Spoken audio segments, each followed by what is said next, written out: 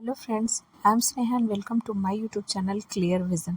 तो आज हम मिड कैप कैटेगरी के बेस्ट फंड को यहाँ पे डिस्कस करेंगे। HDFC mid cap opportunity direct plan growth fund. यहाँ देख सकते हैं कि ये नाम में ही मिड कैप अपॉर्चुनिटी फंड है, यानी कि एक मिड कैप कैटेगरी का फंड है। इसके रिटर्न को हम देख रहे हैं तो अपने कैटेगरी एवरेज के रिटर्न से काफ़ी ज़्यादा इस फंड का रिटर्न है। यहाँ पे देख सकते हैं एक साल में कैटेगरी एवरेज में 2%, तो वहीं पे फंड का 6%, 3 साल में 34, तो कैटेगरी एवरेज में 28%। एक परसेंट ही लॉन्ग टर्म में बहुत ही मायने रखते हैं। तो चलिए अब हम इसके अल्फ़ा जो है वो बेटर रिस्क एडजस्टेड रिटर्न को शो करता है, यानी कि जितना ज़्यादा फंड का अल्फ़ा रहेगा उतना अच्छा रिटर्न मिलेगा। तो मेरे इस HDFC फंड का जो अल्फ़ा है वो 5.51 का है, वहीं पे इसके कैटेगरी एवरेज का जो अल्फ़ा है वो 0.57 का है, यानी कि कैटेगरी एवरेज से काफ़ी अच्छा रिटर्न इस फंड ने बना के दिए हुए हैं। चलिए इसके हम बीटा को देखेंगे। बीटा जो है वो वॉलेटिलिटी को शो करता है, यानी कि जितना कम बीटा रहेगा उतना कम वॉलेटाइल रहेगा नेचर में वो म्यूचुअल फंड।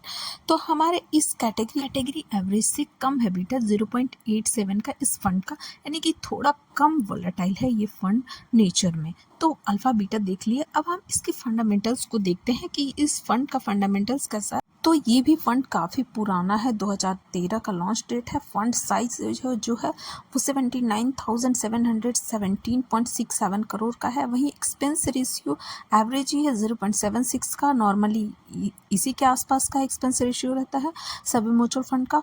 और लॉन्च डेट जो है 1 जनवरी 2013, यानी कि काफ़ी टाइम हो गया है इस फंड का।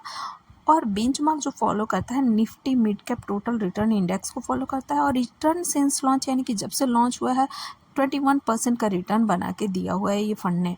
और एग्जिट लोड 1% का है। तो हम ओवरऑल इसके फंडामेंटल्स को देखते हैं तो फंडामेंटली तो ये अच्छा लग रहा है। और हमारे पास तो इस फंड के पास कैश होल्डिंग 8.22% का कैश होल्डिंग्स है, जो कि बहुत ही अच्छा माना जाता है कैश होल्डिंग्स रहना। तो अब हम नेक्स्ट तो इस फंड के फंड मैनेजर जो है पहले वो चिराग सेटल्ड है, जनवरी 2013 से अभी तक है, यानी कि जितना लॉन्ग टर्म तक अगर कोई भी फंड मैनेजर उस फंड में रहता है तो वो स्टेबल हो जाता है, उसका परफॉर्मेंस यानी कि अच्छा खासा माना जाता है अगर कोई फंड मैनेजर बहुत लॉन्ग टर्म तक रहे। और दूसरे जो है वो ध्रुव मुचल है, वो 2013-23 से प्रेजेंट में भी हैं अभी। तो फंड मैनेजर भी देख रहे हैं कि काफ़ी टाइम पुराने हो चुके हैं।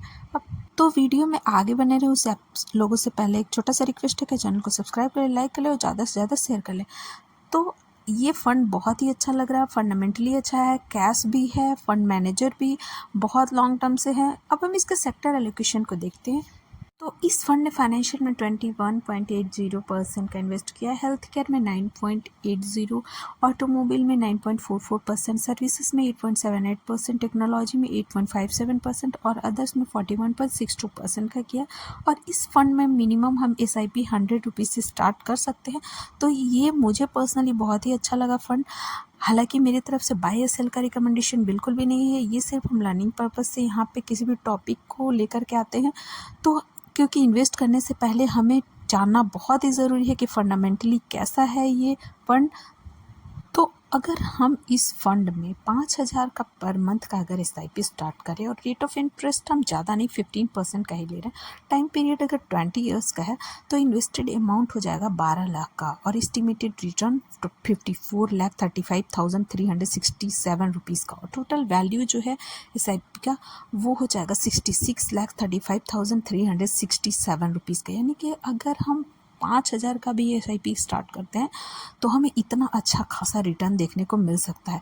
तो म्यूचुअल फंड या स्टॉक में लंबे समय तक रहना किसी भी फंड में बहुत ज़रूरी है। फंडामेंटल्स को जानना बहुत ज़रूरी है, उसके हर एक पैरामीटर्स को समझना बहुत ही ज़रूरी है, तभी इन्वेस्ट करें। बिना इन सब चीज़ों को जाने हुए इन्वेस्ट बिल्कुल भी ना करें, वरना आप FD RD कर सकते हैं। अगर हमारा ये वीडियो इन्फॉर्मेटिव लगा हो तो चैनल को सब्सक्राइब करें, लाइक करें और ज़्यादा से ज़्यादा शेयर करें। Thank you.